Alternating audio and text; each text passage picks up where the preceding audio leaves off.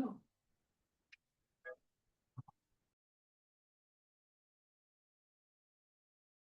Education. Before calling the meeting to order, if you wish to speak on any agenda or non-agenda items, you must submit a speaker card. The cards are located at the table immediately outside our boardroom. Speaker cards must be submitted prior to the close of the public comment portion of the agenda item for which you would like to speak. Okay, and now call the meeting to order. Okay, roll call. Young Carroll. Jill Sartori. Here. Nancy McCarthy. Yes. Curtis Robinson. Here. Lee Dopan. Yes. Patty Garbarino. Yes. Marilyn Nenzer. Here. And Cindy Johansson. Here. I'm sorry. Okay, approval and adoption of the agenda. All in favor? Opposed? Aye. Okay, the minutes are approved. Okay, this is for public comment for items not on the agenda. And okay, the board will now take public comment. Each member of the public will have 2 minutes to address the board. As a reminder, the Brown Act does not permit the board to engage in a discussion or to answer questions about matters not on the agenda. Accordingly, members of the public should not expect the board to respond to concerns and questions raised during public comment.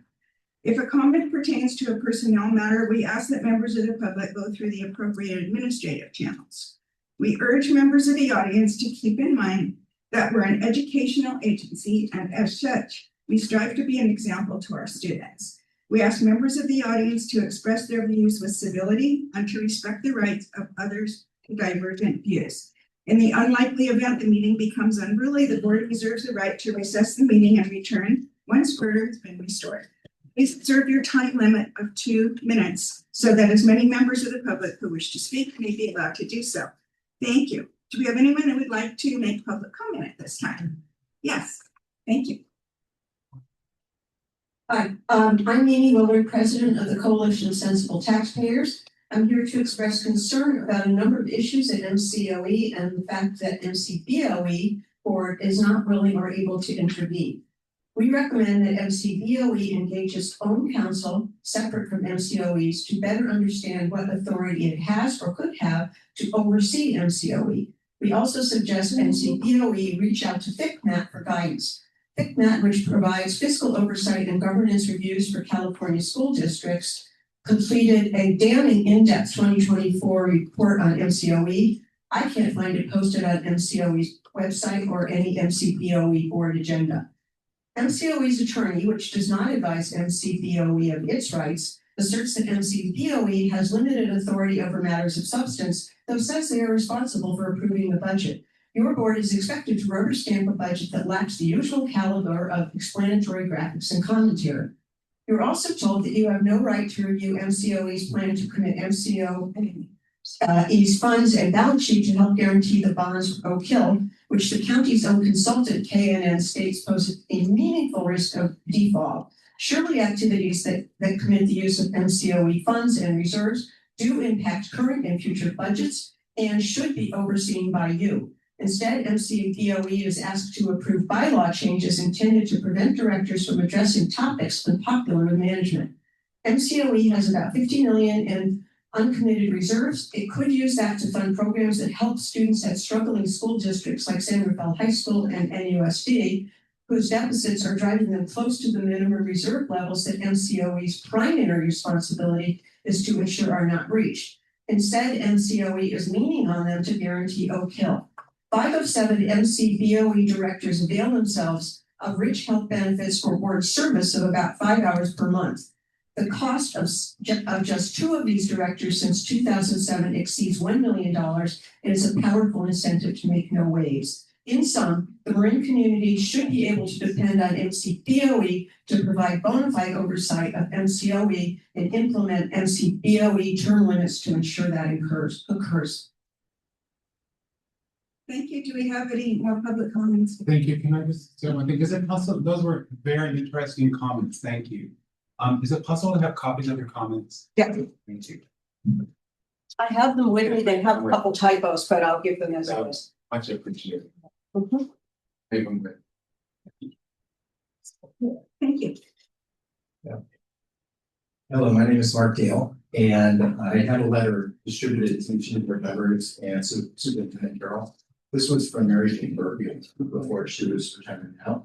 And it kind of explains who I am. A couple of people in the room do know who I am. And Dr. Robinson and I have a patient in common. So what I want to address is two things real quick because 2 minutes is not much. So number one, I'm a substitute teacher. I love subbing. I gotta tell you. I'm from the itty bitties all the way up to the high schoolers. I bring it. When I show up, and teachers know this, and so they tend to direct assign me. And that helps a lot to really engage with the students. I have 3 children of our own.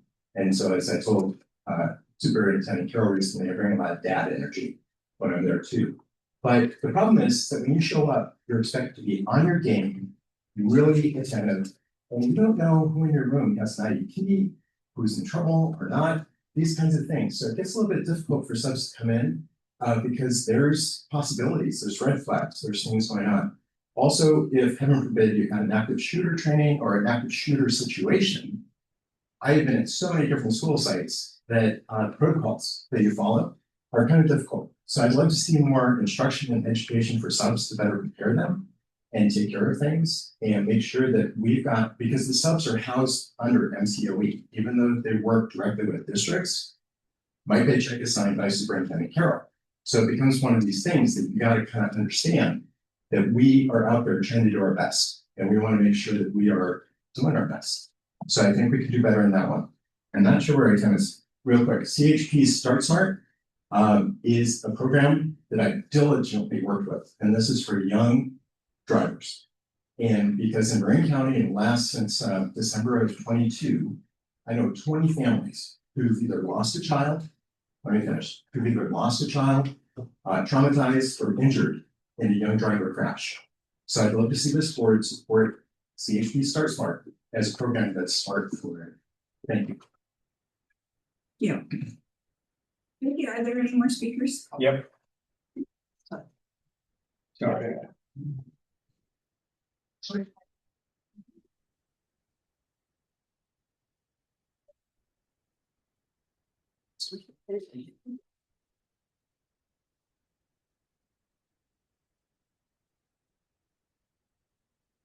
George Bigelow, long time involved in work in this office in Murray County Office of Education. Have worked with superintendents, certainly many years with Mary Jane Burke, and now I'm happy to say with John Carroll. I also have done a massive amount of work in this county and school districts, not so much in the west, but with big districts, Novato, Santa Fe, and Tam. I've worked in there for decades. My main interest is in student voice. And I just had a meeting at one of the high schools this morning with the principal and with the representative of that school on their board of trustees. And I made the point that until students are involved in actual decision-making processes, not peripherally, but directly involved in discussions prior to the making of a decision, our system is not going to work very well. We are ignoring the clients of this thing called education. Students are, I would suggest, the most knowledgeable, intelligent, and wise in terms of what's actually working for them and their peers. Until we embrace the truth of that statement, and there's a ton of evidence, by the way, academic evidence that what I just said is true, the system is not going to work very well because it is not getting regular involvement and feedback and involvement of decision-making by students. And the key word that I haven't mentioned yet is meaningful. Meaningful student involvement is absolutely necessary. The education system in this country is designed as though it was meant for a totalitarian society. Top down, sit quietly do your work, or we'll kick you out of school and give you a bad grade. That needs to change. And young people are ready for it. I also am a substitute. I've been substituting for 3 years, kindergarten to high school. Never have I talked to a student and said, oh, I don't know anything about school. What could I do? Thank you for your attention. Thank you. And do we have yet another? We do not. Okay. We'll go on then to the consent agenda. Okay, are there any public comments on the consent agenda? Let's see, I'm supposed to see something here. Okay, the consent items are of a routine nature or are items for which the board discussion is anticipated and for which the superintendent recommends approval. The board will take one action to approve all items in the consent calendar. There will be one period for public comment on all matters appearing on the consent agenda. That period is now. Do we have any public comments on this item? We do not.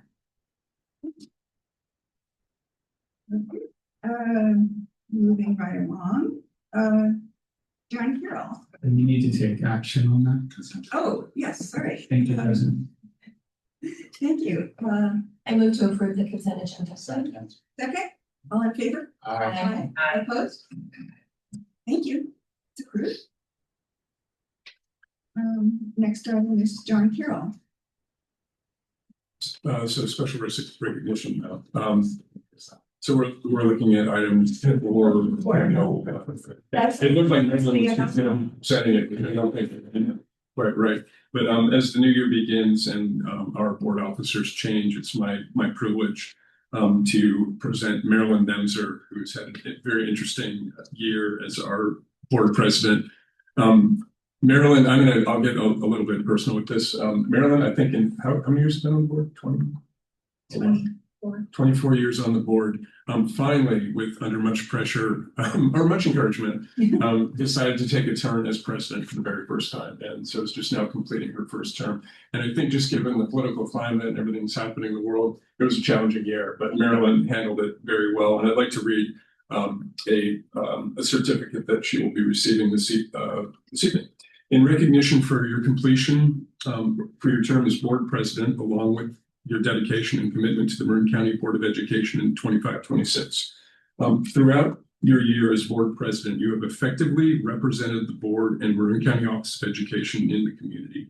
You guided the board through significant milestones, including the adoption of updated board policies and board bylaws and appellate functions concerning student expulsions. Additionally, through your representation on the Marin County School Boards Association, your leadership and insight helped to strengthen networking, collaboration, and advocacy among districts. You have presided over meetings with respect and thoughtfulness, approaching decisions with the focus on what serves students best. Your support for educators and staff at all levels, along with your understanding of the vital role of the Marin County Board of Education and the County Superintendent of Schools, reflects your deep commitment to effective governance. Your dedication to advancing learning and emotional well-being for all students is inspiring. With your insight and generosity, you have served in a way that strengthens our shared vision. Thank you for listening. Thank you for serving. And most of all, thank you for believing that through education, we can create a brighter future for every child. Presented on this 13th day of January 2026 in San Rafael, California. Congratulations and thank you so much for your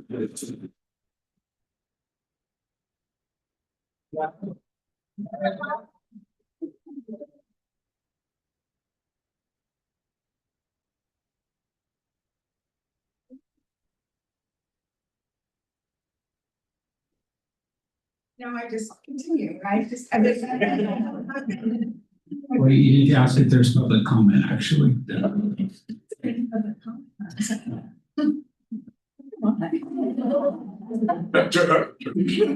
I didn't sign up, but I just want to say I'm having a lot of back problems, so I'm not going to stand up, but I don't know who's talking. That's It's perfect. going up.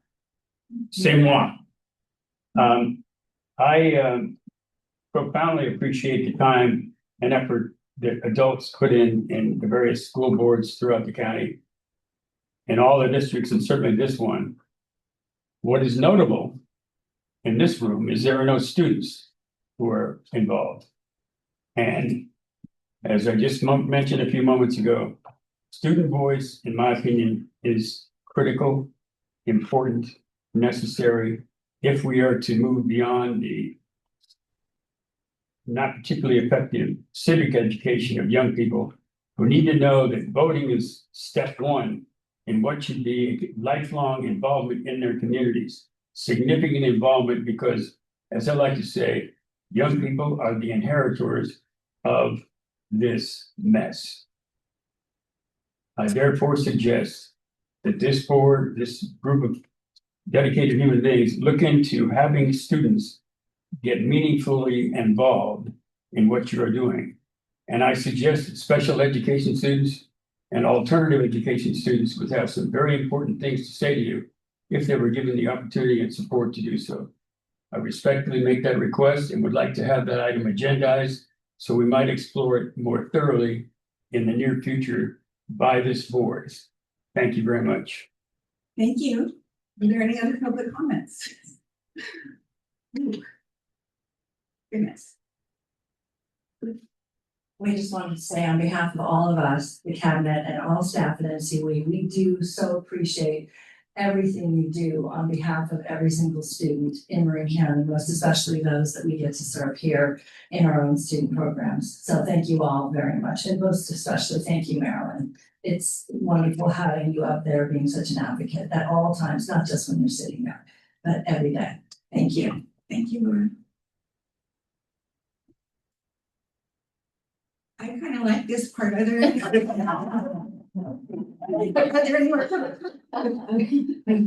the comment. I'll echo what John said. This has been an extraordinary year and you have led it extraordinarily.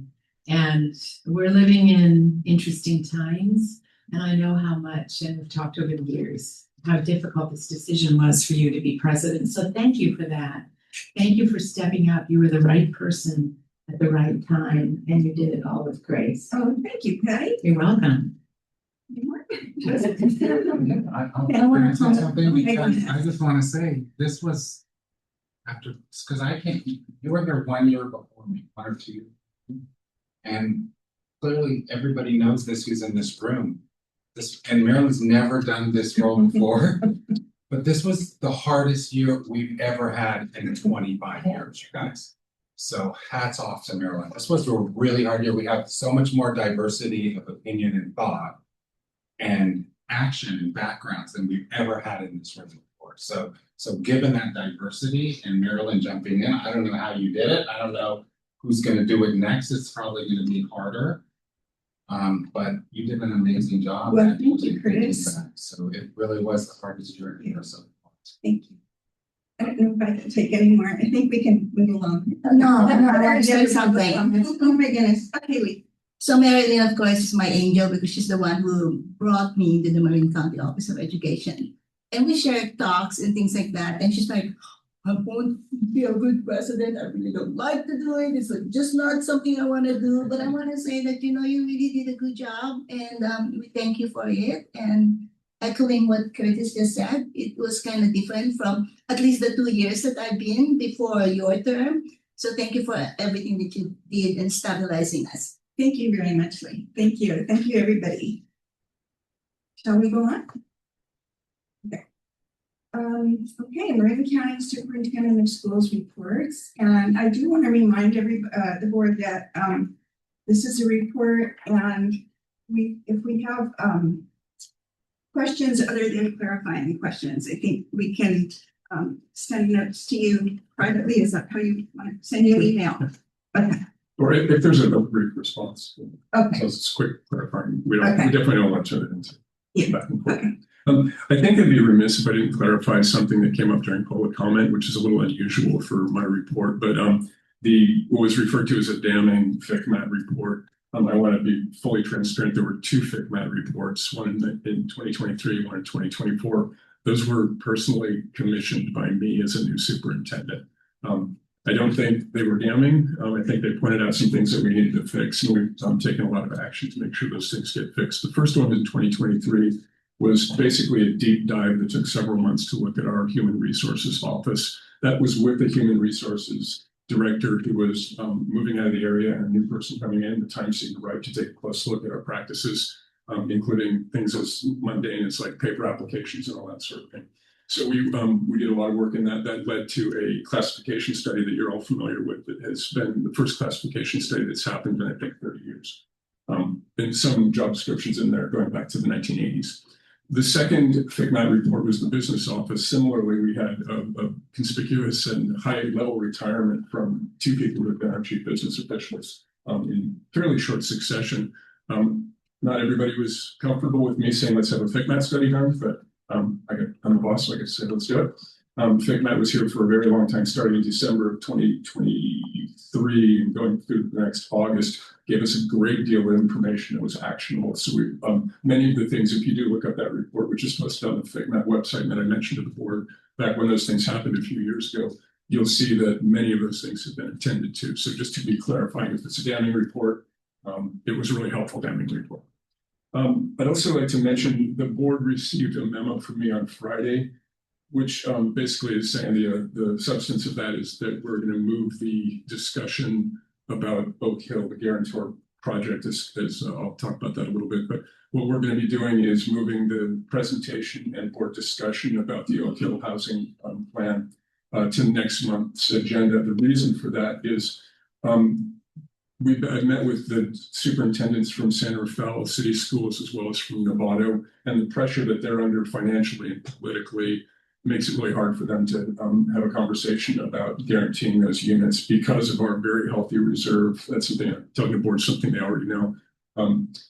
Because of our healthy reserve, this is worth exploring, and so we'll have a more robust discussion next month where any of your questions can be answered. You'll have time to think about that as well. So it's off the agenda for tonight.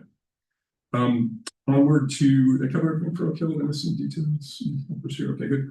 The JLAC field trip for political advocacy in Sacramento is coming up on February 11th. Hope you all can attend that. It's always interesting. Kind of never know what you're going to get.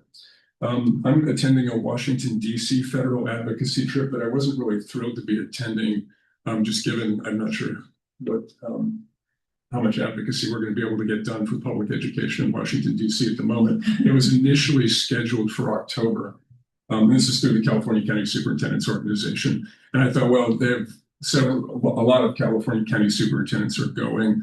I was convinced that it was a good idea just in terms of numbers. So I think something like 28 or 30 superintendents from the state of California are going to be going to meet with various public officials and legislators and staffers in DC and see what kind of difference we can make, or at least have open ears and listen to what's going on and see it for ourselves. Lastly, good news. I've gotten back in the habit after about a year of not doing it. I'm visiting all of the Marin County Office of Education classrooms. There are 37 sites where those classrooms are housed. And it's, I did it once before, kind of did it takes a lot of time because we have a lot of classrooms. But every time it's just delightful. And I got to go to Basich Middle School, and a special shout out to the staff of who works with the teacher, Kate Mansour, with our medically fragile kids. We had an extremely caring staff taking care of kids who really need a lot of physical support and emotional support. And it was simply delightful. And I thought I'd, check in with them. I don't want to be in the way of classroom proceedings or anything like that. I ended up staying way longer than I thought I would. And they even did dancing, which is and I got to participate in dancing with kids who mostly have a lot of challenges around mobility, and it was a super fun time. So it was great, and just to see the level of professionalism and like deep emotional care that our staff provides for kids was really inspirational. So that's it for my report today. No time for comment on the report. Chair? Yes. Comment on the report. Please. Well, actually, am I supposed to ask for a public first? No, are there any, I'm sorry, I wasn't paying attention. Board comments? Yes. Please. First of all, I'm concerned about the fact that now we're told to send notes privately to the superintendent, when this is really the only time for the public to be able to hear from the superintendent. And this has been an issue that's been also presented in the bylaws. And it's been an issue that was presented as a result of my complaints about the fact that we can't ask the superintendent anything about what he's doing because of the way this is set up. And that's now going to be confirmed shortly by the bylaw changes that are being proposed. Additionally, I'm concerned that the superintendent is addressing something that's quote unquote not on the agenda, which I would not be able to do. And that is because a member of the public made comments and the superintendent took the time to be able to turn around and refer to an FMAT document, which I have here, which is damning, which has never been part of the story. And he clarified all of this information without having given anybody an opportunity to speak about it, which I'm trying to do now. So you get to have the sound of one hand clapping because of the limitations that this board is attempting to place on any board member from saying anything about what's going on here. And I think this is a real disservice to the public. And I am entitled to make comments about the supervisor's report. He doesn't have to answer me, but I'm entitled to comment about the inappropriateness of the superintendent's report. And this is the same kind of problem that's been an issue before. And the issue of a healthy reserve is only something that was brought up because I'm the one who found out about it and raised this issue at one of the meetings regarding the budget issue.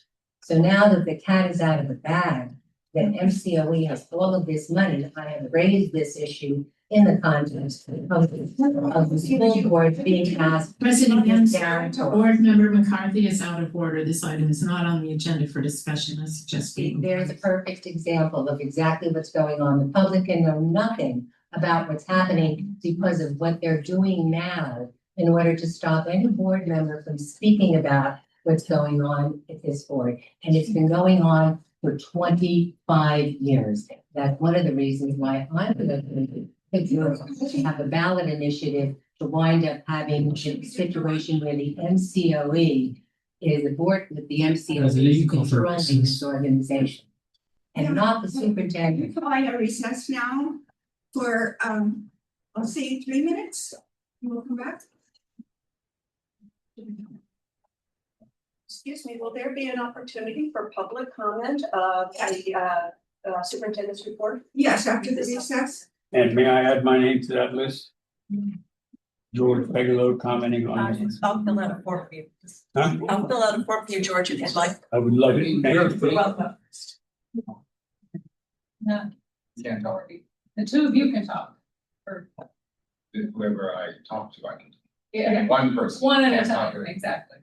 I mean, the MC, I would love to know what you're trying to accomplish with actual events. Instead of more talk, I would love to see what are you trying to achieve with the way you're taking.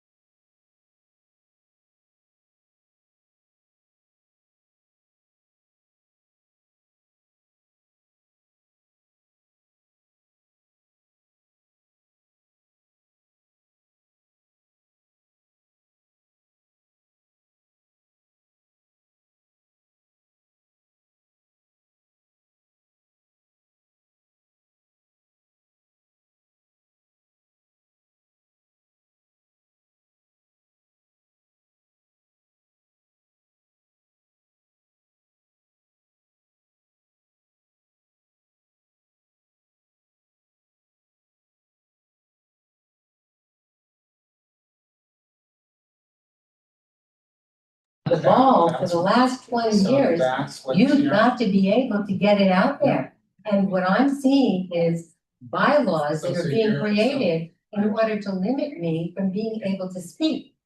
And so now I can have this conversation with you. You could have picked up the phone and called me. You know what my concerns are here. I raised the I issue. just think you're doing- I've raised the issue of the superintendent's report being a problem. And each time you have voted to go along with that being retained as this, you supported bylaws that stop anybody from asking John Farrell anything about his superintendent's report. You supported it, Curtis. Look at your votes. I'm happy with my votes, and I'm happy when you're voting separately. Things that you're trying to achieve, the way this is going, it's never gonna happen. There's gotta be another way that we can align ourselves, so we're not having this work behavior in Then you public. you give me the way in which I can avoid the threats of Brown Act violations, the threats of violating confidentiality by repeating what the council has advised us, which I know is wrong. I'm just But if I reveal that, I'm responsible. So I'm getting all of these threats independently. get more, so let you get more. Yes. I mean, not vinegar, Okay. that's all I'm saying. But they're coming out. Okay, people are, yes, And then, bring everybody back in. yes, please, thank you.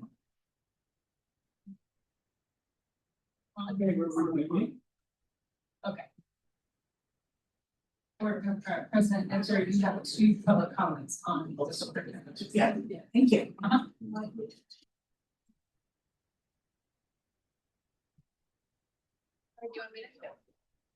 Vicky, can you tell me the names that we just called on? I mean, Mimi Miller and George Avila.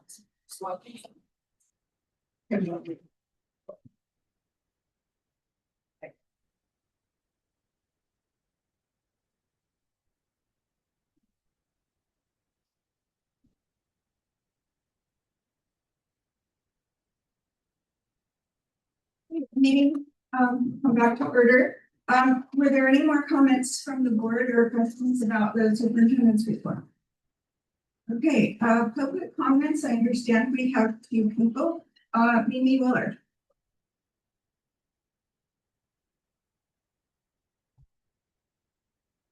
So, Amy Willard from the Coalition of Sensible Taxpayers. The encounter that we just saw, and the attempt to silence board member McCarthy demonstrates my point, which is that this board, MCBOE, needs its own council, independent of MCOE's council. In every situation that I've seen in maybe a dozen years of following a number of agencies in Marin, I've never seen it asserted that the board is unable to comment on or discuss an item that's agendized, such as the superintendent's report.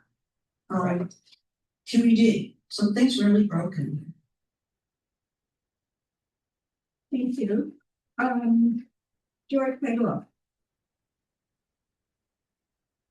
As I indicated earlier, I've worked with this group for many, many decades, well, not many, but 30+ years.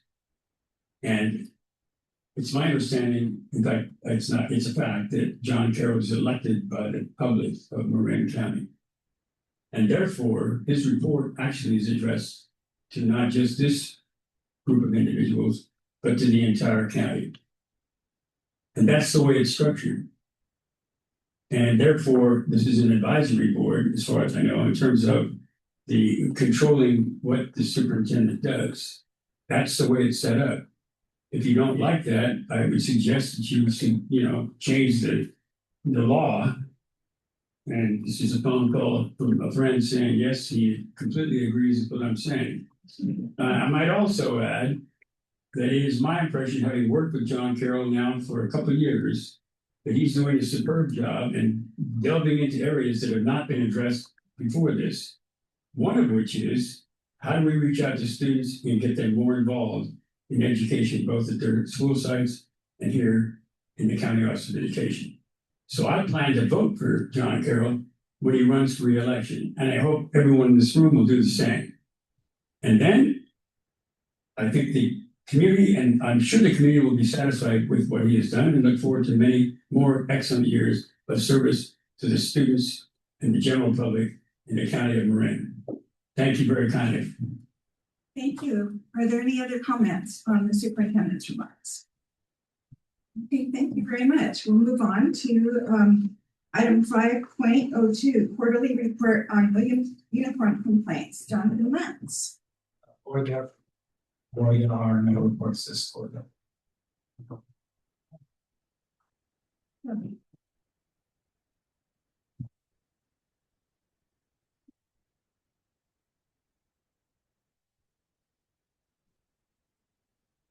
Right. I didn't, John, I apologize. I didn't hear what you said. So are we?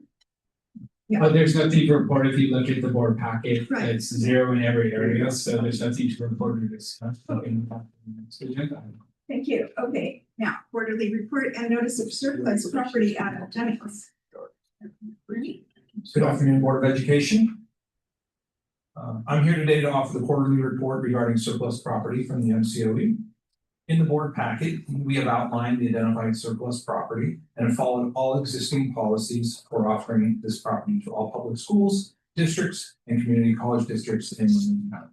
All remaining property will be disposed of by our maintenance and operations staff consistent with our governing policy.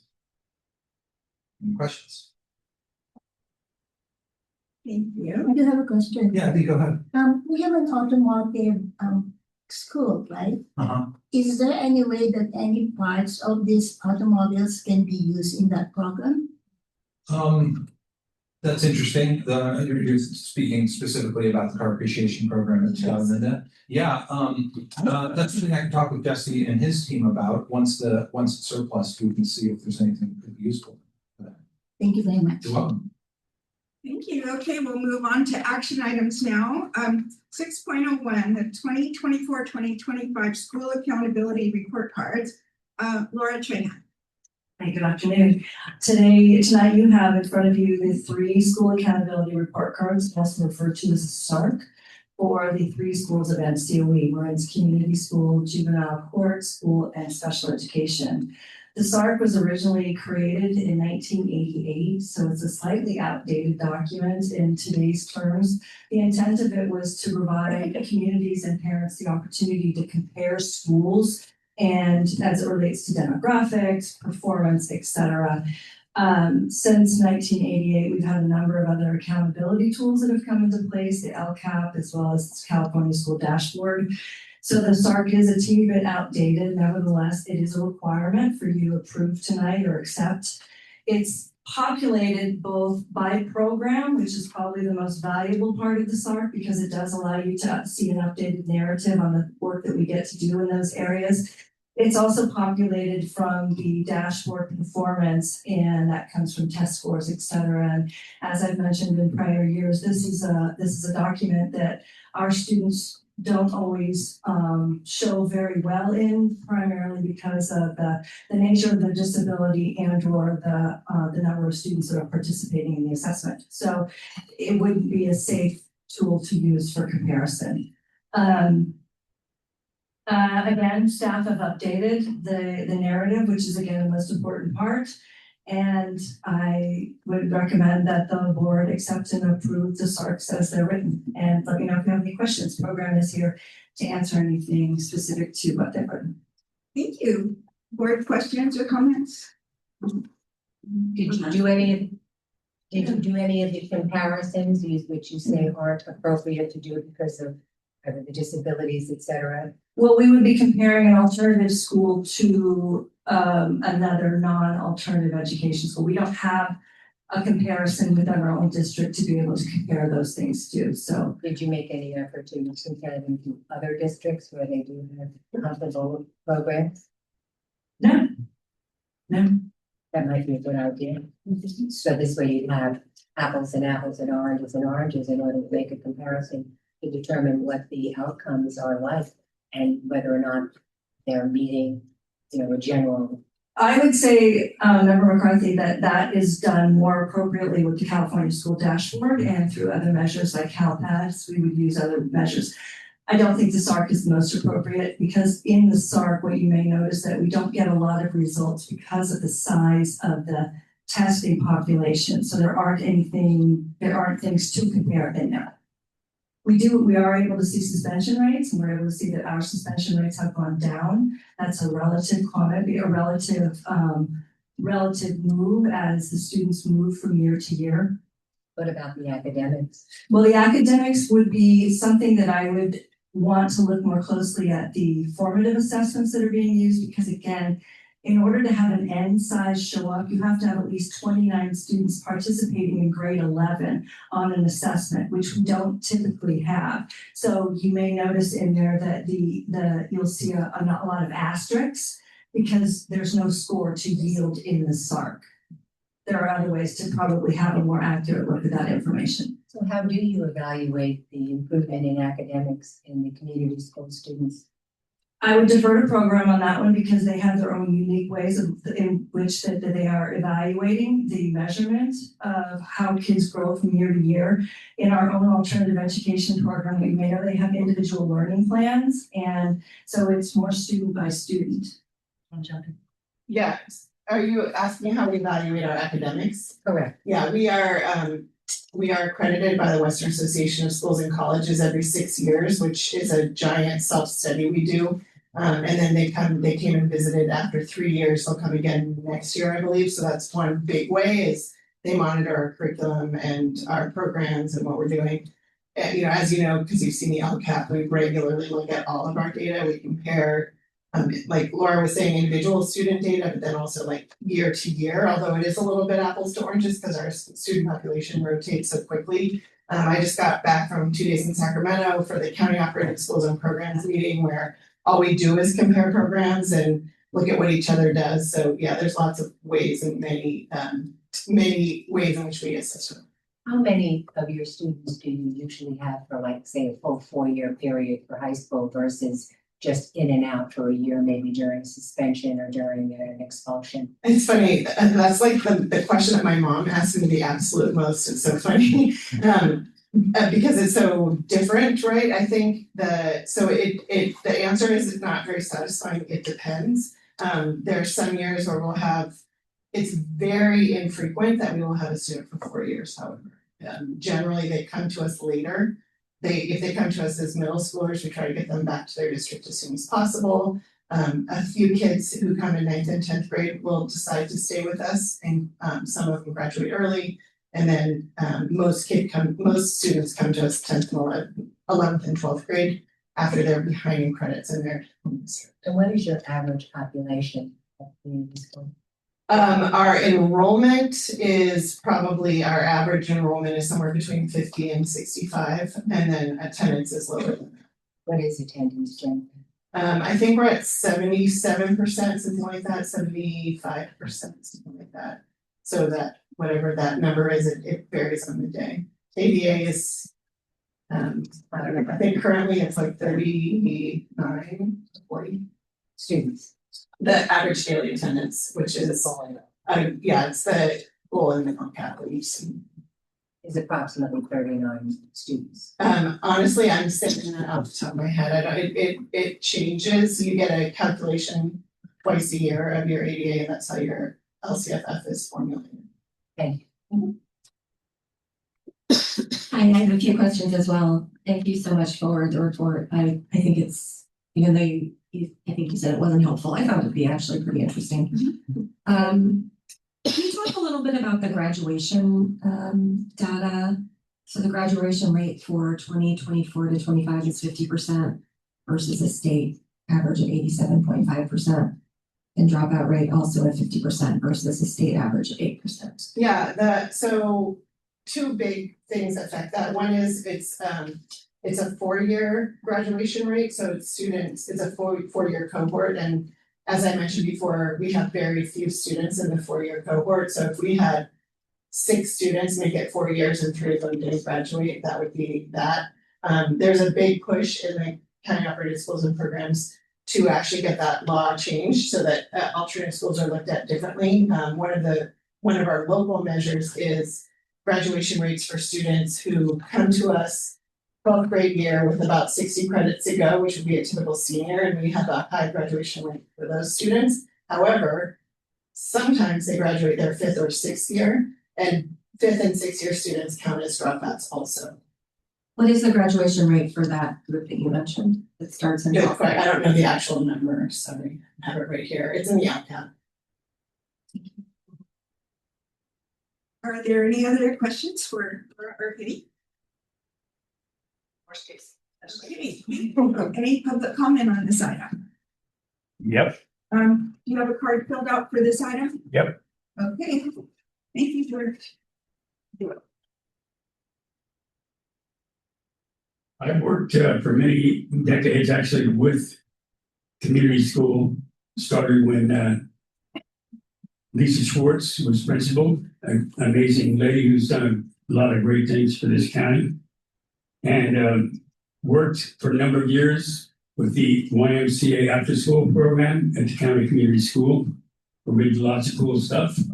I've also worked with young people in juvenile hall as a mentor. I was a paid mentor of Health and Human Services, but Marin County for many years until the state decided that wasn't worth funding. So I've worked with so-called kids at risk for many, many years. And in fact, I'm mentoring a young man now that I started mentoring at age 14. He's now 26. And I've had similar long-term relationships with other young people who are having many life problems. And that's one thing that people need to understand, that alternative education is provided for young people whose home lives or other issues make it difficult for them to succeed in a regular school. And I know for sure that Marin's Community School does excellent work.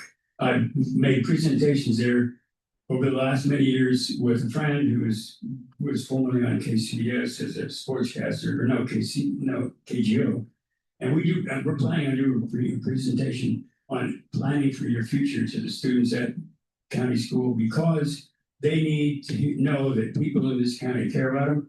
We want them to succeed, and this county provides excellent resources for them to actually succeed in the future. So my one last thing is, feedback is an investment in relationship.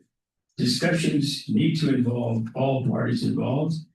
Young people need to be involved in this body to let us know what's working and what isn't working in those areas where the County Office of Education is working with students. Thank you very much for your attention. Thank you. Are there any other comments? Okay, do I hear a motion to? A second. Okay, all in favor? Aye. Okay, thank you very much, Laura. Okay, 6.02. This is a first reading and possible adoption of the board bylaws. John Lentz, thank you. Thank you.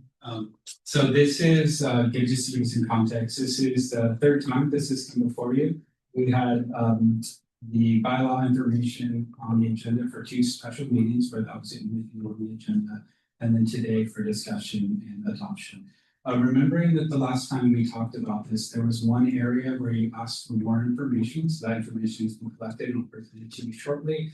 And then a board member had some areas where they wanted the board to consider some additional recommendations for changes to language. So you'll see in your packet that you have what I'm referring to as a matrix in the final discussions. There's 7 items here. And we went ahead and just pulled the pages where those recommendations or changes were made, so you can follow along accordingly. And then I do have it up here as well.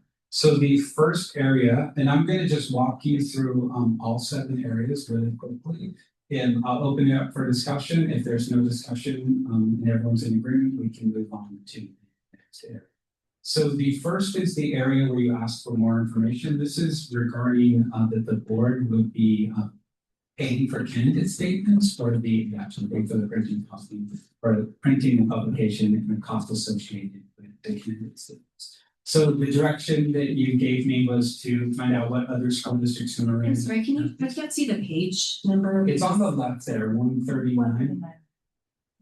And it's on your sheet. If you look at this sheet here, it's on the left, it's the bylaw and then the page number. It's 2 of 168. Thank you. Were you able to find it? Yeah. Thank you. Okay, great. So the first was what other districts have this incorporated in their bylaws locally, and the answer to that is 2. And the second thing was you were interested in an income threshold, so that if there was a hardship, could we explore that with the elections office? And in conversation with the elections office indicated they already have something built into the election code, where if someone is saying that they have insufficient funds to go for that, then they can apply to have that cost waived.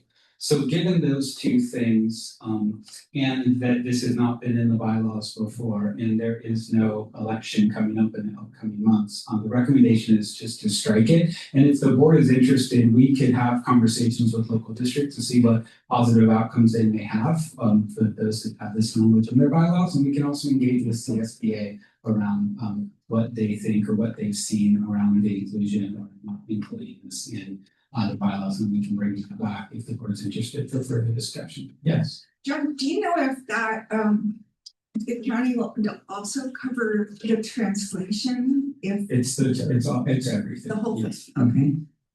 Yes. Okay. So just so I'm clear, their recommendation is we're not including that language. Correct. A strike means it would not be there. Thank you. Mhm. And just for the legend, a strike means it would not be there. Red means it's new language that the board is considering. So we're going to go to the next page, which is page 10.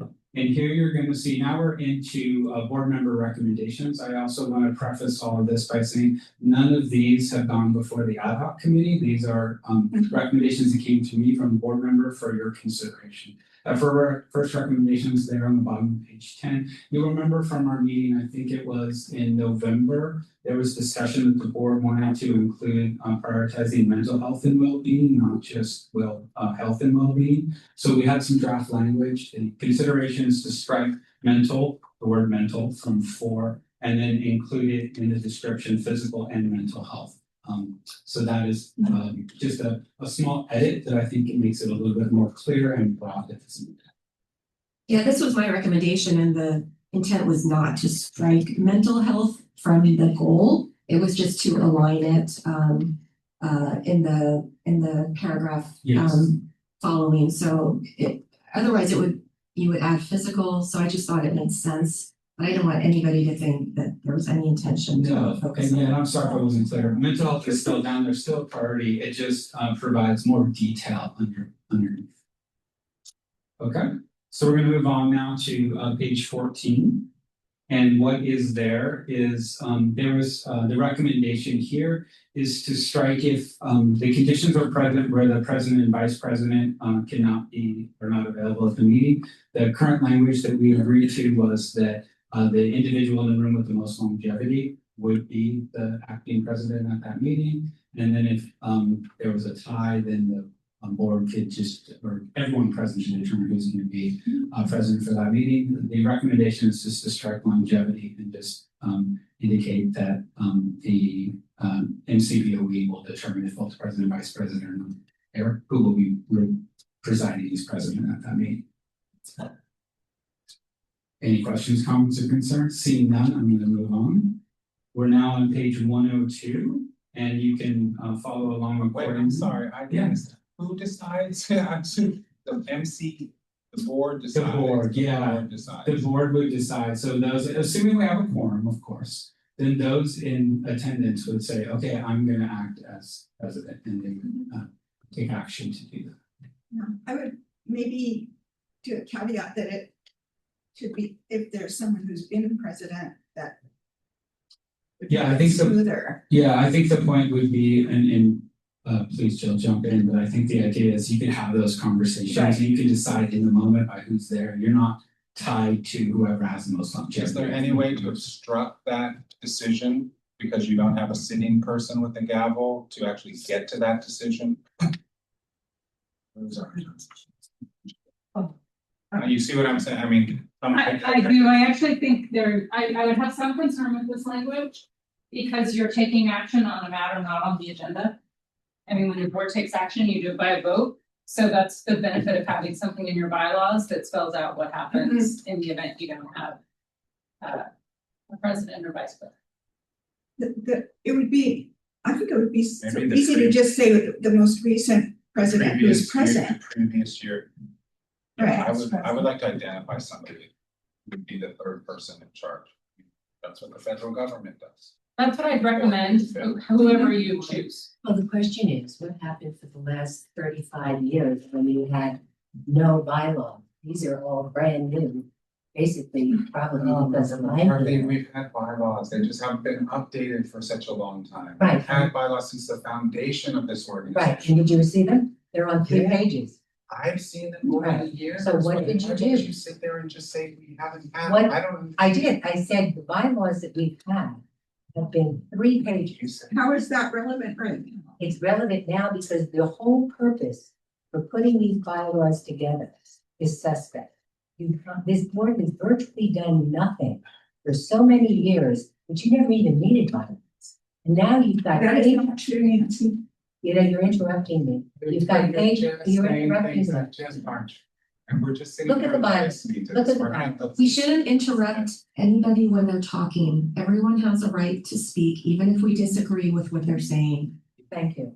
The fact of the matter is the bylaws of this organization since the 1980s have consisted of maybe 4 pages. They're very simplistic. Nobody's ever had an issue with them. Nobody's even bothered to look at them. The same way we didn't bother to look at or even knew about or had on our agenda the criticisms of this organization. And now all of a sudden, when somebody, i.e. me, is looking under the rug and is raising questions about outrageous amounts of healthcare payments being made to board members and no process and a council who is very conflicted and is on John Carroll's payroll as a change, all of a sudden come out a book of bylaws for an organization that never had anything, nothing, 3 pages, 4 pages for 25, 30 years. And I think it's because of a concern. Why are we, if we are an advisory board, as the gentleman pointed out, and have no real authority here, which we have very limited authority. The question is, why do we make it look like we really do have some authority with hundreds of pages of bylaws, but in fact we don't? The fact of the matter is that all of the bylaws, all of this work doesn't need to be done now. What needs to be done is there needs to be a ballot initiative put on the ballot by this board that has a Marin County Office of Education that is in control of the Marin County Office of See, I need to Education. stop you now. I'm sorry. So. I don't know why, Member- I don't know why you need to stop me, because why do you need to stop me, Marilyn? Would you explain to me that? I think that even though we don't want to interrupt people who are talking, that the conversation needs to stay on the topic of what we're doing. And what we're doing now is looking at particular bylaws to see what we think about them and to hopefully get to some consensus about what we're going to agree to. And So you're telling me so I can't speak over, or I can't think speak about. this is like, not let me relevant right finish. now.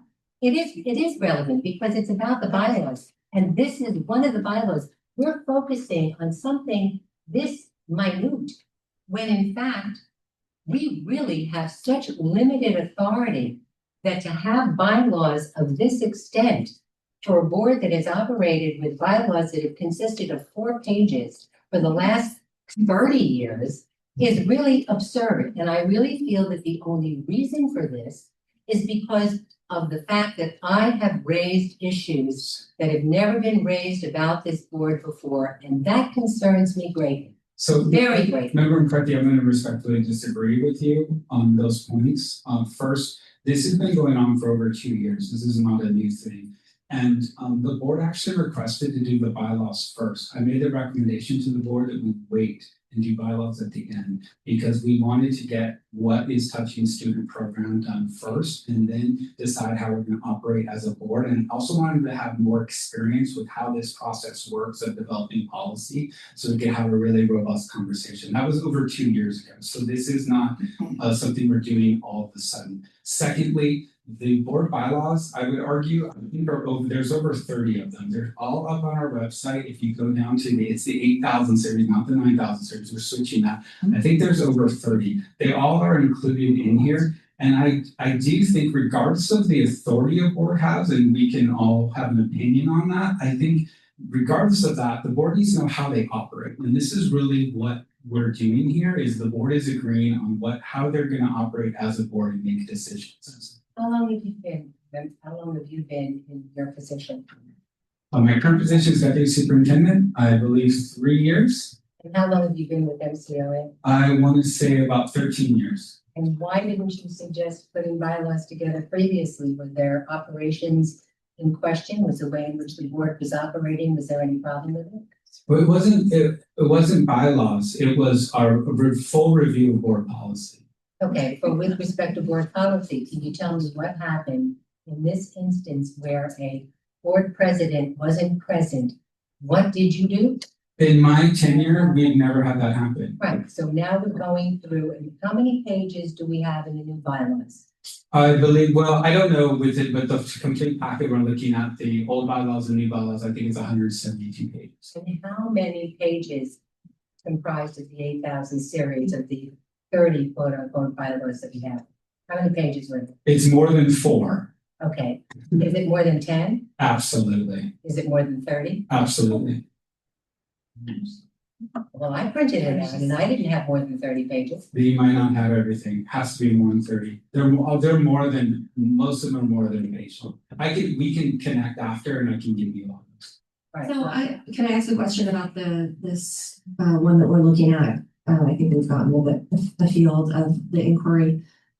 So I suggested this edit because it seemed to me that there could potentially have been the need to make a decision because it says in the event that 2 or more MCBOE members present have the same longevity, the MCBOE shall choose a president. So under any circumstance, it seems like a board could be taking action, Danielle, even under the way it's written with the strikeout language. So I'm happy. I would accept your recommendation for what you think is appropriate. I would choose something that is, I would choose something that is defined Right. without you having to vote. I think that makes the most sense as well. So Either somebody with the most longevity or the most recent past president. Yes. Most recent. Probably the most recent past president who's present. The only trouble with that is you may not have one. Well, then Then maybe you're not having a meeting at that point. If we get to that point, we're just calling it. We're not having a meeting. I think Vicky knows when she knows who's coming to the meetings, right? And if a president and vice president are both planning to be absent, I mean, I don't know. Usually what. It seems we've done so in the unlikely. past- I mean, what we've done in the past is we've known that before the meeting. Yeah, That's right. the thing that we've called somebody else. Acting as.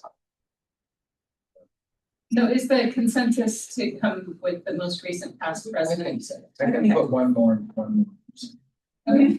That statement opens it up for. That's fine with me. and it's likely. Great. So we're going to move on to page 102 for the next recommendation for change.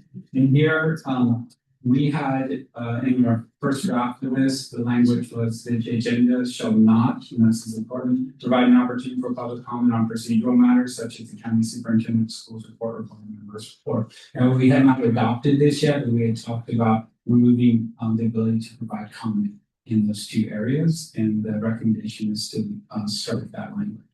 And then the rest of it, I think, is just cleanup language and providing more clarity. That's the real content change. And it's not a change of practice. That is what we're doing now. Including this language would be a change of practice. Now, is this, I have a question. Yes. Is this the one where you were previously stating that Basically, I couldn't speak during public speaking time. That is not, I don't believe that's later in this. I don't think it's in this policy, but we'll get to that. That's number 7. So the board, so now the new language that you're seeking to put in here is the board shall take no action or discussion on any item not appearing on the posted agenda except as authorized, okay. But that's just. So you've taken out that portion where you were going to say that you are not going to allow any opportunity for public comment on the county superintendent of schools report. Or correct? board member report, Or board yes. member report. Mhm. The recommendation is to strike that language so that that could continue to happen. This is after I made the huge complaint about the fact that, which we addressed earlier, which is that any comments that are being made on the county superintendent of schools report becomes an issue, which it still became an issue. So I see what you're saying. I think this will make it clear that that comment can be provided on those items. Right, only because that item was put in there because of the conflicted counsel who is the one who put that information in after I was told that I could not speak because it would be a violation of the Brown Act if I spoke at public speaking time, which is why I oppose these bylaws, because as Mrs. Willard pointed out, we have a conflicted attorney and they have this bias that I've had to continue to fight by myself because nobody else was objecting to this kind of also. Or arrangement. no, sorry, I just want to clarify. I just think this language is really awful. Sorry for everybody that's sitting here. I really apologize. I just want to clarify the advice. The advice is not that a brief comment on the superintendent's report cannot be made, but it needs to be brief and it should not result in a discussion. That is well settled law. That is not something I've created or interpreted. That is well settled. So the comment should be brief. It could be a clarifying question, but it should not be a running commentary on the superintendent's report. So that is my advice. What you do in your bylaw, you decide to do, but I wanted to be clear about what my advice is. And I'd like to be clear about one other thing, that in fact, Mr. Carroll was asked, and it was raised not only by myself, but by another board member, to put the items on the agenda that he was going to be speaking about, since it's the only opportunity that the public ever gets to hear from him at a public meeting. He said, no, I'm not going to do that. I'm not answerable to you. That's what he said. And so it's unfortunate, and no one on this board, other than one other person, asked for his items to be listed on the agenda. And as much as one board member is now saying you can ask for it a nice way, et cetera, he didn't vote to require that Mr. Carroll put his items on the agenda so that we would be able to, and the public would be able to, ask him questions about the things that he's been doing. We never knew that in July he gave everybody a 5% salary increase on his own. We had no idea. And the fact of the matter is that we don't know anything because he's the one who's doing it all. And we as the board are quote unquote advisory. And that is the public doesn't understand that. That's why I believe we have to have a ballot initiative to change it around so that the board has the principal, the superintendent, accountable to a public board. Thank you, and noted. We're going to move on to the next, which is on page 43 at the top. And this is would be a change in procedure. This is something that this board, I'd say, within the last year implemented. We tightened up our public comment procedures and introduced a more formal public comment process. The recommendation for the board for consideration is to remove the public comment card and allow any individual that's interested in commenting just to come to the podium. So they would not need to identify themselves in any way. It would just be the president calling for public comment. Individuals would line up and come to them. You can see the red indicates that, and then the strike through is what we have as our current procedures.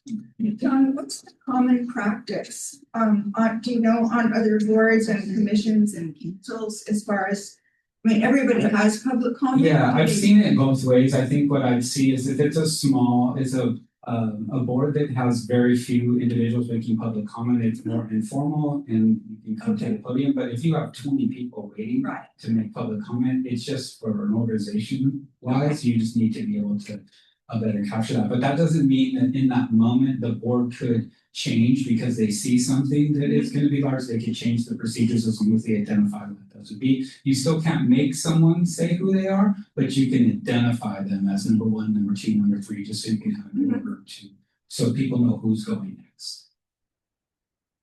So, any questions around that? Is everyone comfortable with that recommended change? Seeing no discussion, we'll move on to the next thing. And this is on page 45. And this one is just more of a, I believe, and Jill, you can clarify if I have it inaccurate. I think it's just more of a cleanup language, if you will. It indicates just, it's a little verbose about if it is related to a complaint regarding an MCBE employee, that you'll direct them to the complaint procedure. And then underneath that, it references a section if you need to clear the room, but you actually don't need that because it's below and it clearly says the authority of this man. So Jill, did I capture that right? The You did. intention? Okay, great. Can I just ask one clarifying question about this before we move on? Please. On the previous page, Member Sartori, you have a strike through E. I think that's just a typo, right? You do intend it to be Marin County Office of Ed. It's close to Marin County. I don't know if I see that. On page 44. If you scroll up, Don. Oh, okay. I don't know that I suggested that change. Okay, I didn't want to not make it and then have you question why we did that. So. I don't know, but this is all I have. It's a static. Oh, image. sorry. Sorry, I'm not in the document. Okay. Right. Okay. That's just a typo. Got it. All right. So is everybody comfortable with that? All right, we'll go to the last one. And this is related to board members having the ability to make public comment on items not on the agenda. And so the recommendation here is we had language specifically in this bylaw number 3 that clearly indicates that that would not be permissible. The recommendation is to strike that from the bylaw. And this one, none of the others had any clarification. Jill did provide some clarification around this, indicating that there's not clear case law here. And the feeling will be that this could be potentially a violation of an individual's right to free speech. Well, I find that interesting because when I raised that issue, that was denied. I was the one who was subject to this, and I was the one who said that there was no case law supporting this. But that wasn't going to be removed as a result of that. Is it now only being removed because Jill said there was no case law? On the ongoing discussions about the bylaws, there was no decisions. Decisions would be the same. Sorry to interrupt you. No, we didn't approve the bylaws. So it's been an ongoing discussion about the bylaws. And Nancy, I agree with you 100%. I think without a clear case law that says a board member cannot address matters which are not on the agenda by speaking during public comment, I don't think that we can have that in our bylaws. I think it could be viewed as a violation of the First Amendment. So I suggested that change. And I think I'm really glad to hear that because I've been fighting for that for the last 3 months.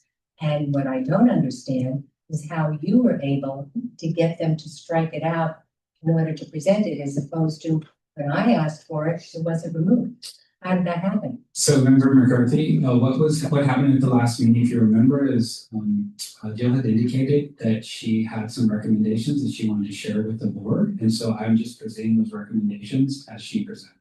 And typically this would have gone to the ad hoc, as I said earlier, and I want you to see them as the board member presented them to me. And then we have discussion. So, and to your earlier comment, I don't know if this is going to change. This is to the board for discussion. It is a recommendation from me to board members.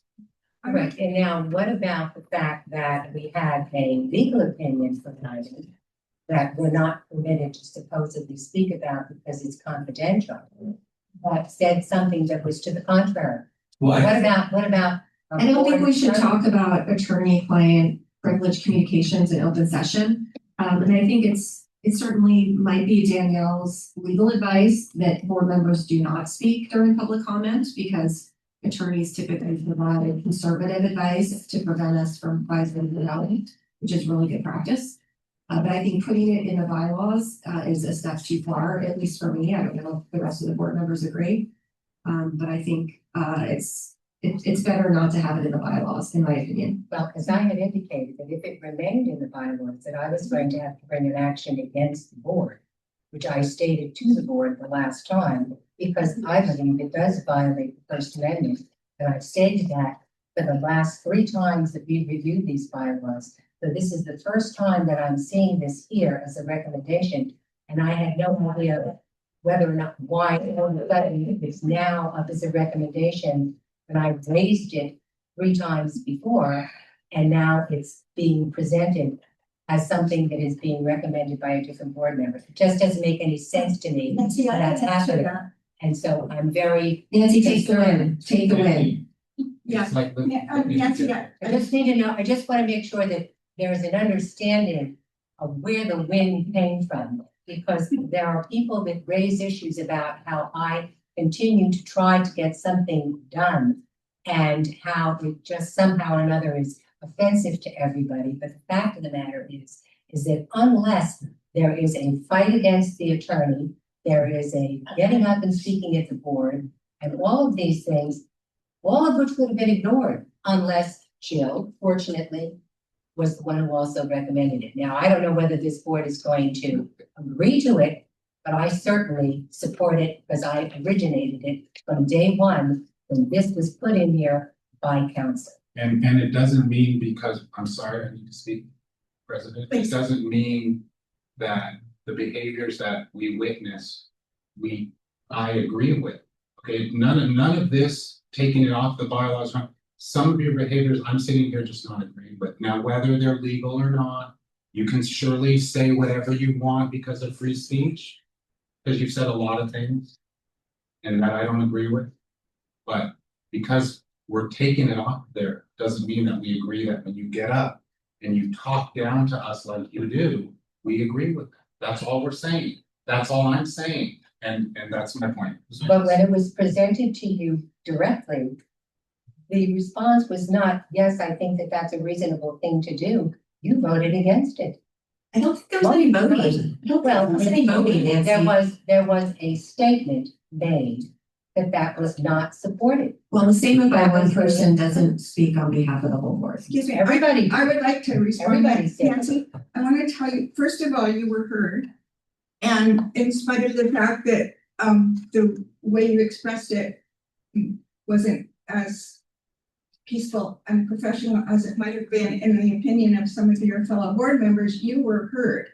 And second of all, and I think most important and relevant here, is that we all have copies of the bylaws that we were going to be looking at tonight. And any one of us could have made suggestions. Any one of us, you could have done the same thing. I could have done the same thing.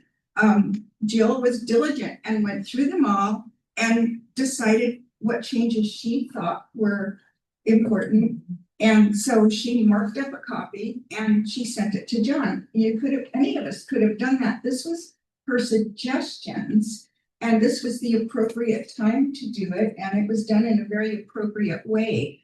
But I think the fact that it came up, it was because of what happened and in the first place. And I think it's an example of how a board can grow stronger even through conflict.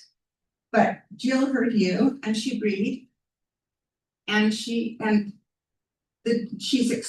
trying to say that the difference between having our lawyer have an opinion versus actual case law is 2 different things, and that because there's no case law, Jill decided this was probably the right thing to do and is recommending it to us. So she went about it the way we were told to go about it. So 4 months ago, I was told that I could not be.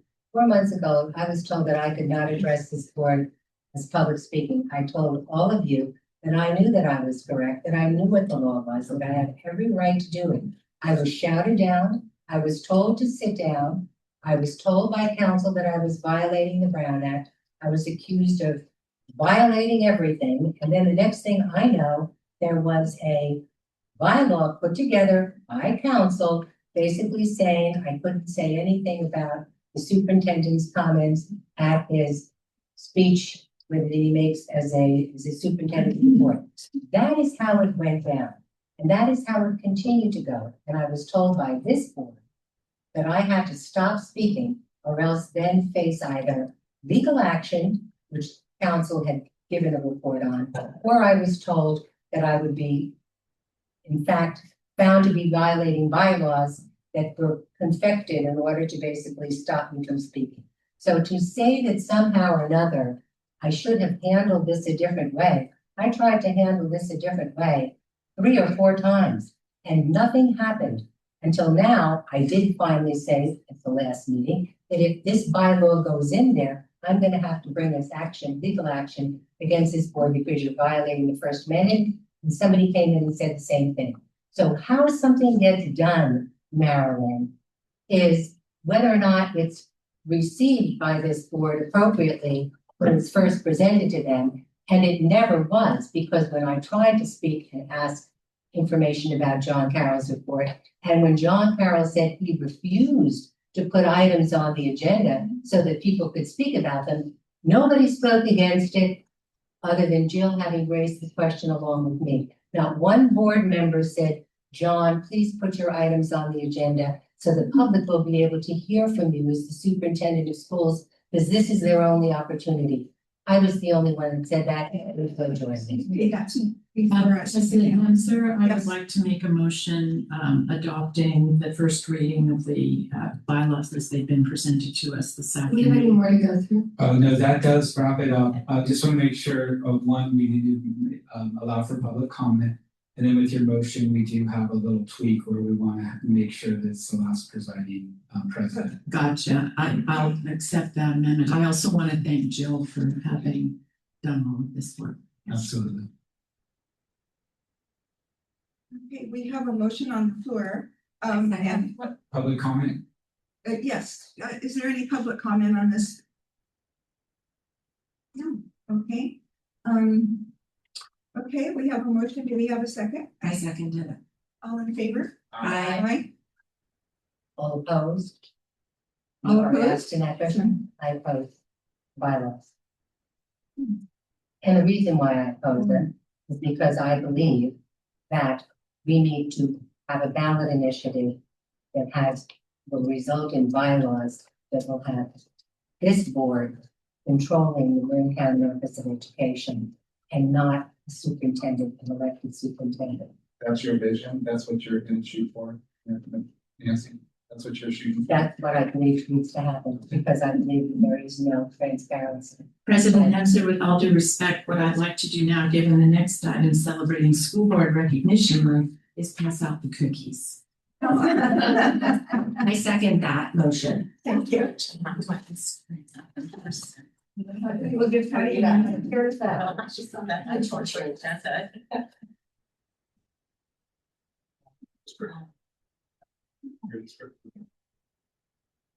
Okay, thank you, Patty.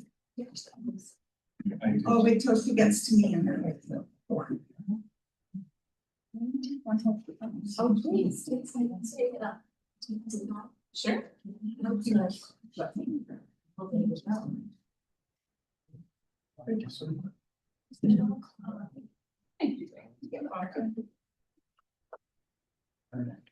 Okay.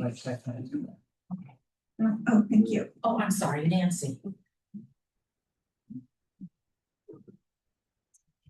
Item 6.03, celebrating School Board Recognition Month. I want to thank Member Jill Sartori for bringing this to our attention. And in addition to bringing it to our attention, she also went to the trouble of doing some edits on our version that made it really easy for our staff to present it to us tonight. I really appreciate that, Jill. January is School Board Recognition Month, and school boards, as you know, play a vital role in shaping the future of education in our community. They set policies, approve budgets, and make decisions that impact every student's learning experience. Rather than make this is a summary of the resolution. I would really like to just read to you what it says at the end. I really like it. So there are a lot of whereases because we do a lot of things. And this includes our recognition of other school boards also. Now therefore be it resolved that we, members of the Marin County Board of Education, do hereby, one, express our deep appreciation and gratitude to the members of all Marin County School District Boards of Education for their unwavering dedication, selfless service, and steadfast commitment to the children and families of our community. Two, we celebrate School Board Recognition Month in January 2026 in Marin County, California, and ask all residents, parents, students, educators, and community members to join us in recognizing the vital contributions of our local school board members, thanking them for their service and dedication to educational excellence, supporting their efforts to build and sustain strong public schools, engaging constructively in the democratic process of local school government, and working collaboratively to create an education system that honors every student's potential and prepares them to become thoughtful, capable, and engaged citizens. And three, recognize that together we can ensure that Marin County continues to provide exceptional educational opportunities for all children today and for generations to come. Okay. So, thank you. So this is, are there any board questions or comments? I have a comment. I just want to say that serving as a school board trustee is one of the most important and one of the most difficult jobs. And I think it's critical to recognize all of the hardworking school board trustees throughout Marin County that are volunteering their time, doing hard work, facing criticism, but still doing it nonetheless. And I think this is the least that we can do to show our appreciation. Thank you. And I'd like to add to that, and these are people that are doing it without remuneration, as opposed to the people on this board that are taking tens of thousands of dollars that could otherwise go to students. Any other comments? And President Nimzer, this is a resolution, so we'll do a roll call vote. Yes, okay. It's moved and seconded, ready for roll call. So, okay, Jill Sartori, Yes. Nancy McCarthy, Yes. Curtis Robinson, Lee Delpan, Yes. Patty Garbarino, Yes. Marilyn Nemser, Yes. Cindy Johansson. Yes. Okay, and now we are on item number 7, organization for the Marin County Board of Education. Okay, Marin County Board of Education meeting calendar, John Carroll. I think you all have the meeting calendar in front of you. Proposed have had enough time to review it. So that's what's coming up for the 26-27 school year. Okay, comments or questions on the calendar? When does it start in July of 2026? Am I missing that? It's the fiscal year. So the current calendar goes through June. Is that right? Yeah. Okay. That's correct, our meetings are still through June. I have one comment, and I just want to thank staff and our leadership on the board for adding a governance retreat. It's great to see that, and I'm looking forward to spending time with my board colleagues and the group and the way we work together and how we serve students in our district. Thank you. Anything else? It's okay. Require a motion and a second. So I'm sorry? it requires a motion and a second. Yes, I was gonna ask for public comment. Thank you, President. Is there any public comment on the calendar? Okay, do I hear a motion? So moved. Okay, all in favor of accepting? Aye. Okay, opposed? Okay, you got your calendar, John. We have our calendar. Thank you. And now we have Nancy did. Unanimous. Is it unanimous? Yes, I'll support the. Okay, thank you. Okay, we're going to elect a board president now, but before we do, I have a few words. Just a few. So before turning over the gavel to my fellow board members, thank you for giving me the opportunity to serve this year. It was both a pleasure and a challenge. I'm excited that we have 3 new board members who are all active and interested in our work, and I think this can only help our board grow stronger. My wish for the coming year, in addition to good health to everyone, sanity in government, and world peace, is that this board will come together in a new way with a maximum of mutual respect and a minimum of discord, always keeping in mind that doing what's best for kids is why we are here. And I'd also like to say to the MCOE staff, thank you so much for your extraordinary support and your amazing everything. You make the board's job much easier than it could be. Special thank yous to John, Carol, and Vicki. An extra special thank you to John Lance and Laura Trahan for their support and extra telephone time during what turned out to be a very uniquely crazy year for me. So thank you, everybody. And with that, do I hear a nomination for president? Lee? I do. I'd like to nominate Curtis Robinson as the next president. Do I hear a second? It looks like he's seconding it. Can Curtis second it? Yes. Okay. I'll second it. Okay. Okay, it's been moved and seconded. Are there any other nominations for president? Well, is there a comment? Yes. Certainly. For discussion? Uh-huh. I cannot support someone who has taken over $700,000 in funds that should be used for students. I don't believe that anybody who is taking that kind of money from the coffers of MCOE for personal use should be considered to be the chair or the vice chair on this board. And that is my opinion.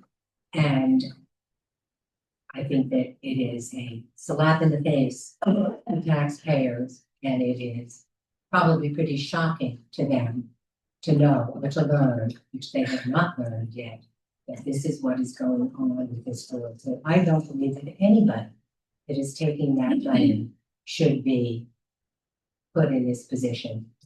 Thank you. And so the only other people that aren't taking money, me and Patty, and to her credit.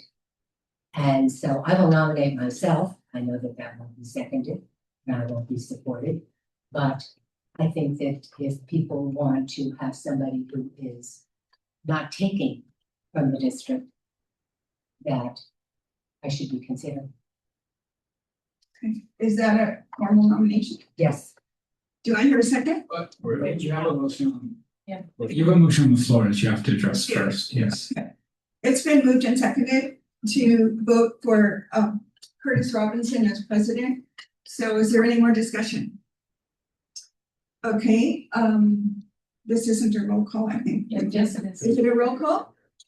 Okay, thank you. Sorry. Joe Sartori, Yes. Nancy McCarthy, Yeah. Curtis Robinson, Yes. Lee Dopan, Yes. Patty Garbarino, Yes. Marilyn Nemser, Yes. Cindy Johansson. Yeah. Okay, Curtis, I think you take it from here. Would you like to trade seats or shall I just hand you the gavel? Okay, there you go. I don't know how this year is gonna be, you guys, but we're gonna make it our best and we're gonna see if we can get through this because It's a tough time in the world right now. And there's a lot of people out there that are trying to really take down our institutional structures that we built for so many years. And it's happening right in front of us.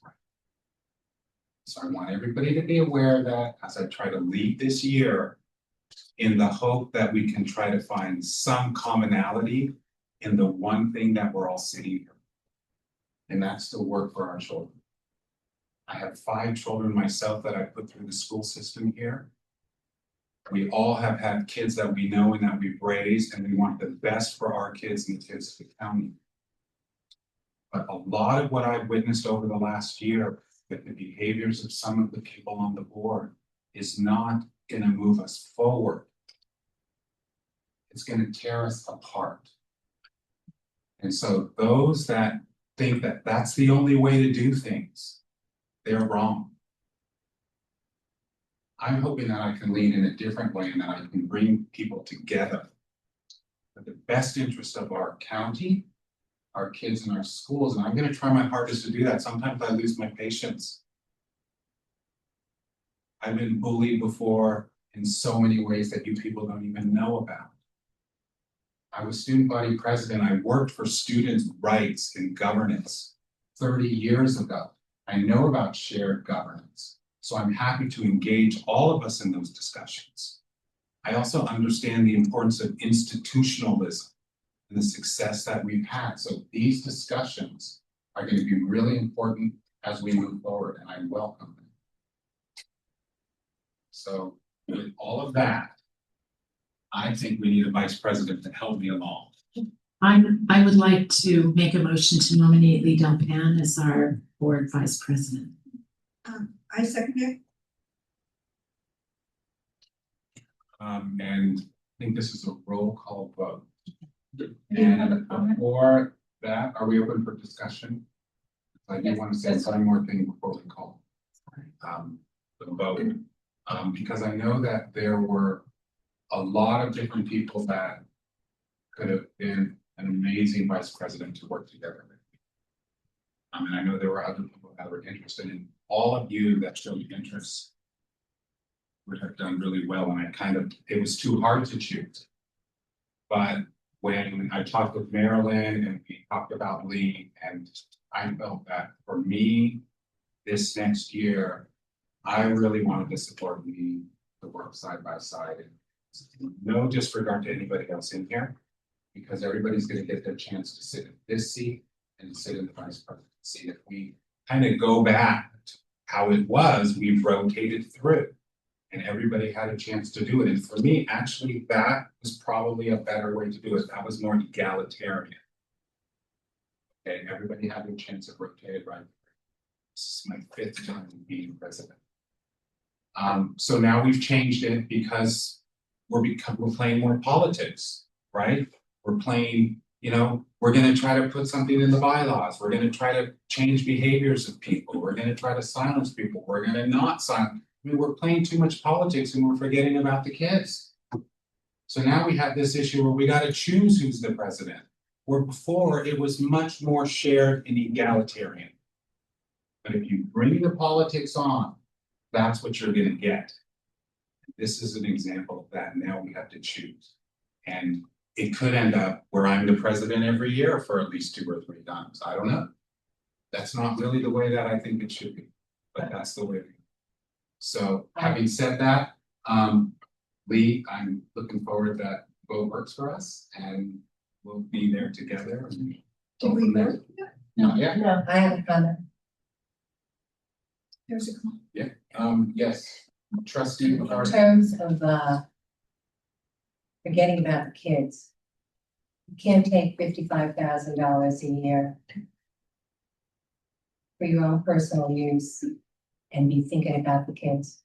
Can't take over $700,000 personal benefits for sitting on this board and serving approximately 36 hours a year and say that you're thinking about the kids. It is inappropriate for members of this board to be taking this kind of money instead of having it remain in the system.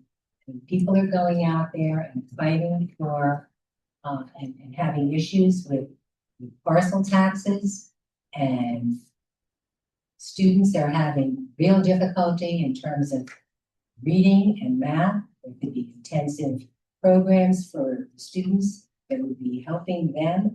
And for people to sit here, and I've been denied the ability to get all of the money that has been given to trustees since this started. John Lindsay's been delayed in giving me what has been spent on everybody. People that have been on this board sometimes for 40 years, sometimes for 30 years. And the amount of money that has been paid out is absolutely extraordinary, millions of dollars. And I cannot see how you could be working for the kids and taking that kind of money for the limited amount of work you're doing here.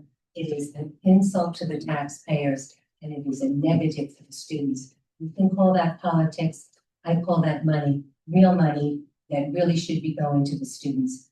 That's what you can do to change this board. If you want to do something, I suggest that you stop taking that healthcare money. And that would be what I would expect of you at this stage of the game, to stop taking the money.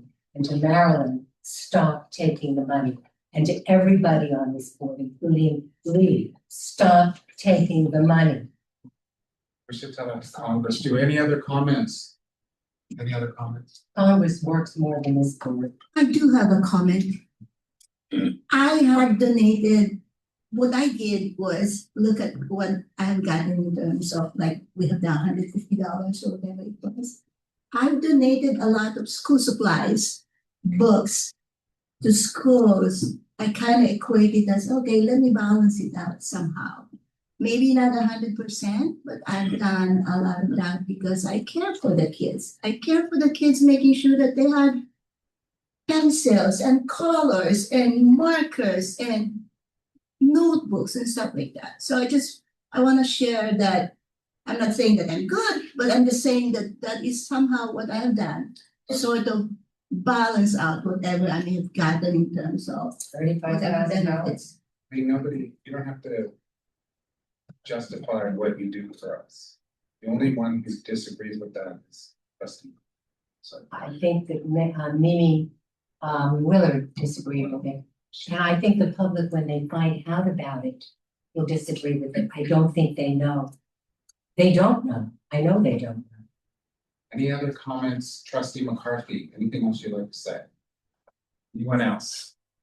Let's have a vote for the vice president, and it's a roll call vote. Jill Sartori, Yes. Nancy McCarthy, No. Curtis Robinson, Yes. Lee Dopan, yes. Patty Garbarino, Yes. Marilyn Nipser, Yes. Cindy Johansson.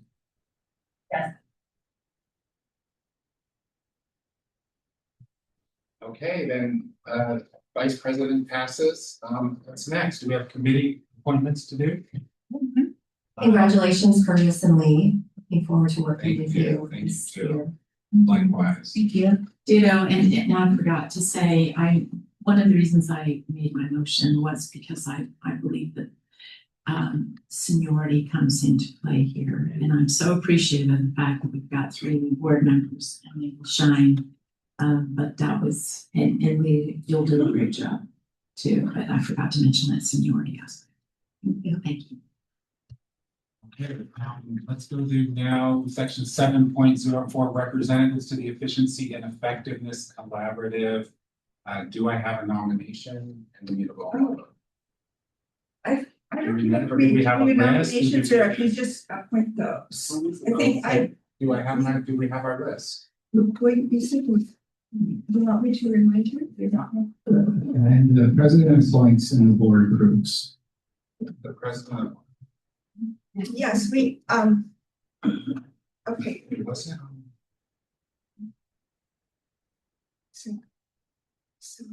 I yield to Marilyn. Just write them, say what they are.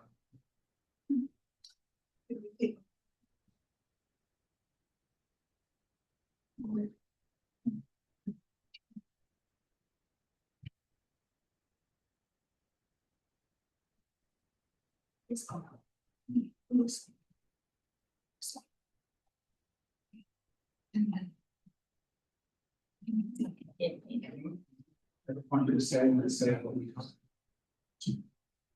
So it's a board appointment, it's a presidential appointment, but it's a board approval. That's everything. Okay, and basically what I'm sharing with Curtis is it's just, we had this conversation. I'm reminding him that I got input from all the board members and I'm sharing with him. I've shared with him what everybody told me, so I'm just reminding, so.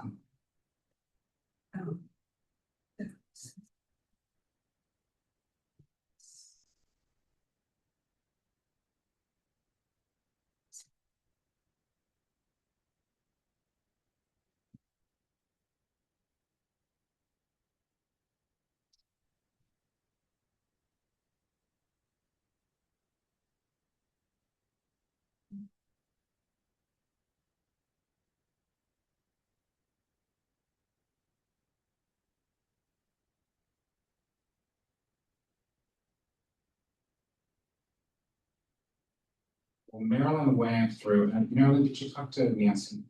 Oh, Did you talk to Nancy regarding the committees?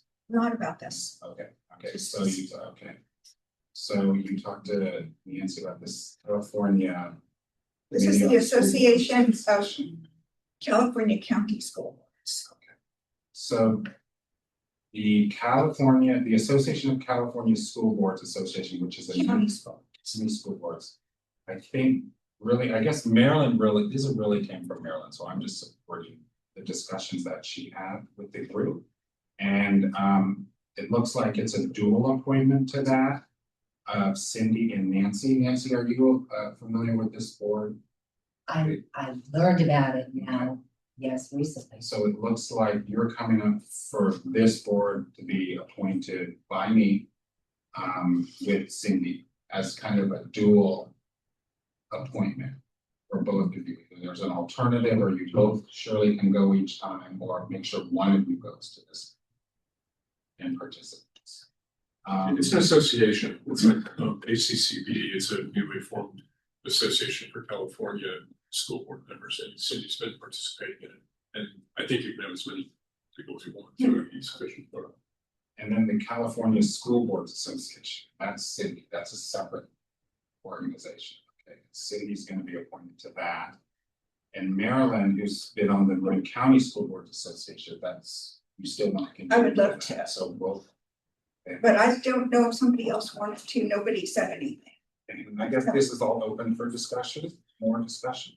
And then for the efficiency and effectiveness task force, looks like we were also going to have two people that were interested or could be part of that, and that was going to be Lee and Nance regarding the efficiency and effectiveness task force, which meets with the other schools in the county. So we have two of these committees where we're going to have two representatives, and the other two we're going to have one. Does that make sense? Does anybody want to opt out? Does anybody want to try to get onto another committee? What were the We have two- what were the two- JLAC also, and Jill. JLAC? Yes. Okay, so does that have to go? Yeah, it's all the same. Okay, so JLAC. Yeah. That's what I was asking. Jill. Sorry, Jill. Okay, whatever. Okay. What were the two that had one person? The California Committee on School Board Association, California School Board Association. and then the California. And And the Efficiency and Effectiveness Task Force. E2. did you say the ones that only had one? Correct. Oh. Marin County School Board Association. And Maryland. JLAC, the California School Boards Association. Who's on JLS? Jill. But if anybody can attend JLAC, it's a Zoom meeting. Right, yeah. A lot of these are Zoom meetings and any board member can attend, whether or not they're the representative. And if they attend, they can still come back and get a report. Sure. Right. Now, do we understand the committee assignments? We have the appointments. Do we have a vote? Yes, at the same time. I have a question. Where there are two people, is there one who would sort of make the report, or? I think we can keep both of you both offer the report. So we can do all these at once. Yes. Yeah, is there a motion? Happy to make that motion if it's kosher, John, everything should, Yeah, I just want to make sure everyone understands what the motion is. okay, So maybe just a clear read of everything. And Nancy to the committee E2 to appoint Marilyn to the Marin County School Boards Association. To appoint Cindy and Nancy to the Association of California County School Boards Association. And then to appoint Cindy to the California School Board Association, and then Jill to JLAC. Very good. that's my motion. Good job, Patty. Yeah. Okay, roll call vote. Jill Sartori, Yes. Nancy McCarthy. Yes. Curtis Robinson. Yes. Lee Delpan, Yes. Patty Garbarino. Yes. Marilyn Nemser, Yes. Cindy Johansson. Yes. Thank you, everyone. Will we have agenda items for each of these on agendas moving forward, so everybody gets a chance to talk and represent them? Right, so we'll see these on. Okay. Great. Okay, anything else? Do we have any? We need to have any special reports? Have a report. Hold on, okay, so now Marin County Board of Education reports to Lee. So the Efficiency and Effectiveness Committee meets once a quarter. I'm doing this report right now. Next time it's gonna be in Nancy. The update is that the last time we met was December 9, and there has not been any meeting since then. The next meeting will be on March 11. The topic that will be discussed would be e-bikes and special education programming. Any other school board member reports? I don't have them right now. Cindy, I have one. Okay, Cindy, yes. Okay, all right. I'm gonna read this. There are a couple of important opportunities for all board members from the Association of California County Board of Education. As John mentioned, it's a new group. It's a really excellent group run by County Board of Ed from members around the state. Tomorrow at noon, there's a Zoom session that I mentioned 2 meetings ago. And so I just want to remind you, tomorrow, Dr. Christine Olmstead from the California Collaborative for Educational Excellence, provide the graduate learner portrait and seek county board member input on the portrait as before it comes before the State Board of Ed for their deliberations.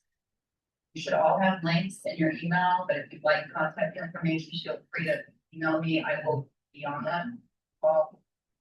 Also in February, there are a couple of sessions that I want to mention. There's a deep dive series on special education and essential strategies for county board leaders on February 5th, 7 p.m. And there's also going to be on February 11th at noon, a session on who's who in state education and why knowing matters. And then finally in February, at the end of February, an advocacy update and how you can engage with legislators. And that's on February 26th at 7 p.m. And most importantly, yeah, I think you guys are getting the email, but the ACCBE is holding its first set of regional in-person conferences this spring. They have gatherings planned in Southern California, Central, and the Northern region. The Northern Regional Meeting will be a day and a half on May 16th through the 17th at Mendocino County Office of Ed. I am planning to attend. It would be great to have other board members, certainly Nancy, I'm hoping will be able to attend, but other board members, people come as teams. So this is the first one, but for the CSBA ones, they come as teams. So it would be really fantastic to be there and also to have John Carroll along with us. And the agenda is, there's a kind of high level agenda posted, but right now, if you can look at the dates and save those dates, that would be great. And there'll be a discount for multiple members. Thank you. I would just like to ask that you send me that link for the meeting that's going to be taking place tomorrow at 12 noon. Sure. Thank you. Lee, you had something to say? Yeah, I get so inundated with so many emails, and sometimes, you read it and, oh, this is something I'd like to be attending, and yet it disappears in your mind. And I was wondering whether there's a system, or we could set up a system wherein we have a list of events that's happening for a month. And maybe the link that goes along with it. So if we're interested, then we can say, oh, I'd like to go to that one, and this is the link that I would have to click. Just an idea, because Great idea. It's a good idea. On the agenda, link. It's on the website, upcoming education and. Sure. So is there some, that's on the website? Yeah, well, for professional development, yeah. I mean, we could theoretically add it there. Governance, just. Yeah, just we would have a just governance the- category. That would be nice, even if it got linked into the agenda, that would be. Worth it. Okay, any other comments? Time to get this meeting over. I don't Anything have, else, Jill? yeah, I don't have a report on the Marin JPA because I regrettably missed the last meeting. There was supposed to be an update at this meeting. It's going to be next month. And that will be an opportunity for me to get more information and ask questions. President Robinson, can I address really quick? Sure can. We just confirmed this afternoon that our annual funding forum will be held on the 22nd at 4:30. So we'd like to invite everybody to attend that. Mike Klein, the director of FICMAT, presents for that for every year for us. And it's just a kind of a summary of the governor's budget that just came out. So please, if you're available, we will send out that information to you. It's the 22nd, which is a week from Thursday. Is Mike coming here in person? It's a Zoom only. He has travel restrictions and so it's Zoom, but we're very excited to be able to host him and give us information. That sounds wonderful. Any other comments? Seeing none, meeting adjourned. Thank you, everyone.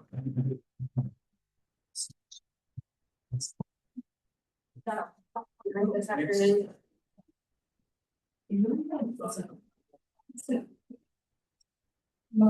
Experience.